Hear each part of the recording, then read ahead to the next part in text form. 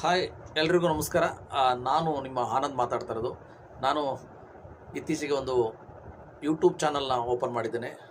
ಅದರ ಹೆಸರು ಏನ್ರಿ ಮೀಡಿಯಾ ಅಂತ. ಎಲ್ಲರೂ ಕೂಡ ಸಬ್ಸ್ಕ್ರೈಬ್ ಆಗಿ ಬೆಲ್ ಐಕಾನ್ ಒತ್ತಿ ನನ್ನನ್ನು ಸಪೋರ್ಟ್ ಮಾಡಿ. ಇದೇ ರೀತಿ ಕೆಲವೊಂದು ವೀಡಿಯೋಗಳನ್ನು ಒಳ್ಳೊಳ್ಳೆ ವೀಡಿಯೋಗಳನ್ನು ನಿಮಗೆ ನಾನು ಶೇರ್ ಮಾಡ್ತಾ ಇರ್ತೇನೆ. ಒಳ್ಳೆ ವಿಚಾರ ಇರುವಂತಹ ವೀಡಿಯೋಗಳನ್ನು ಶೇರ್ ಮಾಡ್ತಾ ಇರ್ತೇನೆ. ಇವತ್ತಿನ ವಿಚಾರ ಏನಪ್ಪ ಅಂತಂದರೆ, ಒಂದು ಆಗರ್ಭ ಶ್ರೀಮಂತ ಕುಟುಂಬದ ಒಂದು ಸ್ಟೋರಿನ ನಾನು ನಿಮಗೆ ಹೇಳೋಕ್ಕೆ ಇಷ್ಟಪಡ್ತೇನೆ.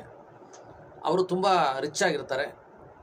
ಕಾರು, ಬಂಗ್ಲೆ, ಆಸ್ತಿ, ಅಂತಸ್ತು, ಐಶ್ವರ್ಯ ಎಲ್ಲವೂ ಕೂಡ ಅವ್ರ ಹತ್ರ ಇರುತ್ತೆ. ಅವ್ರ ಮಗ ಬಂದು, ಒಬ್ಬನೇ ಮಗ ಅಯ್ಯಪ್ಪನಿಗೆ. ಆ ಮಗ ಬಂದು ಅವನು ಕೆಲಸದ ನಿಮಿತ್ತ ಬೇರೆ ರಾಜ್ಯದಲ್ಲಿರ್ತಾರೆ. ಆದರೆ ಅವರು ಇವ್ರನ್ನ ಅಷ್ಟು ಬಂದು ನೋಡ್ತಾ ಇರಲ್ಲ. ಹಾಗಾಗಿ ಅವ್ರ ತಂದೆ ಏನು ಮಾಡ್ತಾರೆ, ಒಂದಿನ ಕೋರ್ಟ್ಗೆ ಅಪೀಲ್ ಹೋಗ್ತಾರೆ. ಅವ್ರ ಮಗನ ಮೇಲೇ ಅಪೀಲ್ ಹೋಗ್ತಾರೆ. ನನ್ನ ಮಗ ನನಗೆ ಬರ್ತಾ ಇಲ್ಲ, ನೋಡ್ತಾ ಇಲ್ಲ, ಹಾಗಾಗಿ ದಯವಿಟ್ಟು ನನ್ನ ಮಗನ ಕಡೆಯಿಂದ ನನಗೆ ಮಾಸಾಶನ ಕೊಡಿಸ್ಬೇಕು, ಅಂದರೆ ತಿಂಗಳಿಗೆ ಮೇಂಟೆನೆನ್ಸ್ ಕೊಡಿಸ್ಬೇಕು ಅಂತ ಹೇಳಿ ಜಡ್ಜ್ ಮುಂದೆ ಹೋಗ್ತಾರೆ.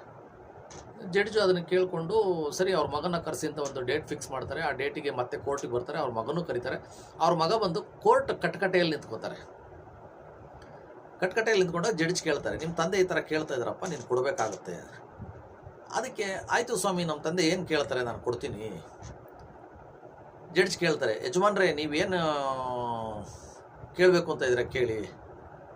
ಹೌದು ಸ್ವಾಮಿ, ನನ್ನ ಮಗ ನನಗೆ ತಿಂಗಳಿಗೆ 100 ರೂಪಾಯಿನ ತೊಗೊಂಬಂದು ನನ್ನ ಮನೆಗೆ ಕೊಟ್ಟೋಗ್ಬೇಕು ಅಂತ ಕೇಳ್ತಾರೆ. ಅದಕ್ಕೆ ಜಡ್ಜ್ ಹೇಳ್ತಾರೆ, ಸರಿ ಆಯ್ತಪ್ಪ, ನೀನು ತಿಂಗಳಿಗೆ ಅವರಿಗೆ 100 ರೂಪಾಯಿ ಮನೆಗೆ ಕೊಟ್ಟೋಗ್ಬೇಕು ಅಂತ ಹೇಳಿದಾಗ ಅವರು ಒಪ್ಕೊತಾರೆ, ಮಗ ಒಪ್ಕೊತಾರೆ. ಆಮೇಲೆ ಕೋರ್ಟ್ ಎಲ್ಲ ಮುಗಿಸಿ ಜಡ್ಜು ತಮ್ಮ ಕೊಠಡಿಗೆ ಹೋಗ್ತಾರೆ.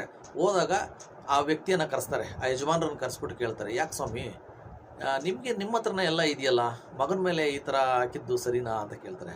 ಸ್ವಾಮಿ, ನನ್ನ ಮಗನ ದುಡ್ಡು ನನಗೆ ಮುಖ್ಯ ಅಲ್ಲ, 100 ರೂಪಾಯಿ ಕೂಡ ನನಗೆ ದೊಡ್ಡದಲ್ಲ, ಆದರೆ ನನ್ನ ಮಗನ ಪ್ರೀತಿ ನನಗೆ ದೊಡ್ಡದು.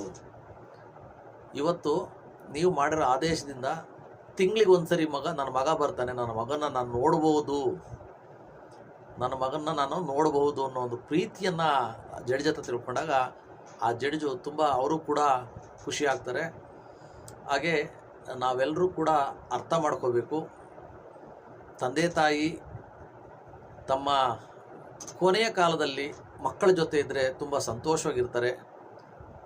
ಮಕ್ಕಳು ದೂರ ಇದ್ದರೆ ಅವ್ರ ಕೊರತೆಲೇ ಅವರು ಬೇಗ ಹೊರಟೋಗ್ಬಿಡ್ತಾರೆ. ಹಾಗಾಗಿ ಎಲ್ಲರೂ ಕೂಡ ತಮ್ಮ ತಂದೆ ತಾಯಿಯರನ್ನ ಜೊತೇಲಿಟ್ಕೊಂಡು ಅವ್ರನ್ನ ಪೋಷಣೆ ಮಾಡಿ, ಅವ್ರು ಎಷ್ಟು ದಿವಸ ಇರ್ತಾರೆ ಅಷ್ಟು ದಿವಸ ಅವ್ರನ್ನ ಸಂತೋಷಕ್ಕೆ ಇಟ್ಕೊಳ್ಳಿ ಅಂತ ಕೇಳ್ಕೊಳ್ತಾ ನನ್ನ ವೀಡಿಯೋನ ಮುಗಿಸ್ತಾ ಇದ್ದೇನೆ.